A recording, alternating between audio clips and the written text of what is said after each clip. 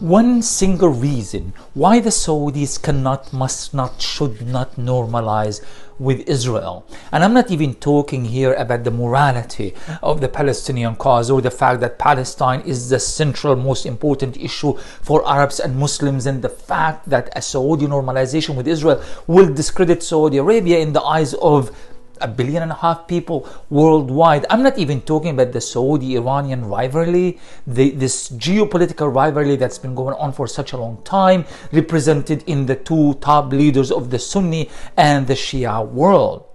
And I'm not even talking about whatever financial benefits the Saudis were going to reap from this kind of normalization, simply because Saudi Arabia is one of the wealthiest countries in the world, is a member of the G20, and it has a GDP of over $1 trillion annually, and it's growing at a very high rate. I'm not talking about any of this.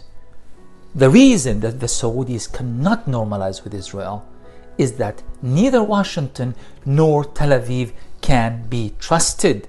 Remember, the Americans, after all, pulled out of the Paris Protocol on the environment. This is an agreement that was destined to save the fate of humanity. But they pulled out anyway, because it was not consistent with their political needs and their own constituency in the United States. Americans behave according to a very specific agenda, and it's purely an American agenda. And that agenda always goes back to November. They always wait for November. They just need to do whatever they need to do in order for them to get elected. And this is why Biden is suddenly very keen on the normalization between Saudi Arabia and Israel.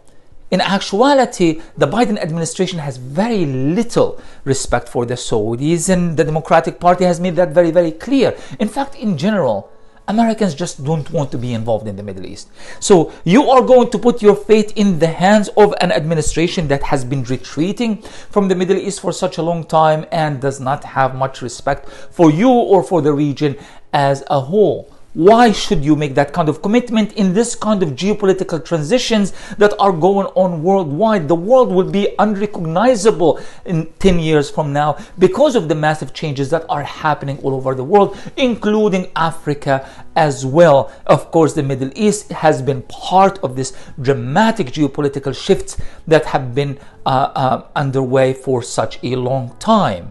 Why put all of your eggs in the American basket and walk away from China, walk away from all the changes that are happening in Asia, and just wait for the Americans to be the ones who are going to deliver you in this new era? It's a huge geopolitical mistake, and of course the Saudis know this very well. This is why all of these delays. The Americans want something fast so that Biden can go back to his constituency and say, listen, if Trump had the deal of the century, I will raise you a normalization between Saudi Arabia, the leader of the Sunni Muslim world, with Israel. I am the one who delivered Israel. I am the one who should be trusted in the matters of foreign policy. The Saudis cannot give him that, because if they give him that, the Americans are going to turn around after November and they will not respect any of the deals that they have signed with the Saudis. Again, if they did not respect our collective concern for the environment, why would they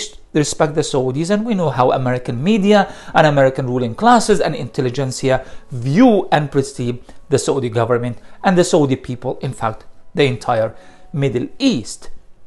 The Saudis cannot, must not, and should not normalize with Israel, simply because ultimately, in terms of pure geopolitical analysis, it will not benefit them in the long run.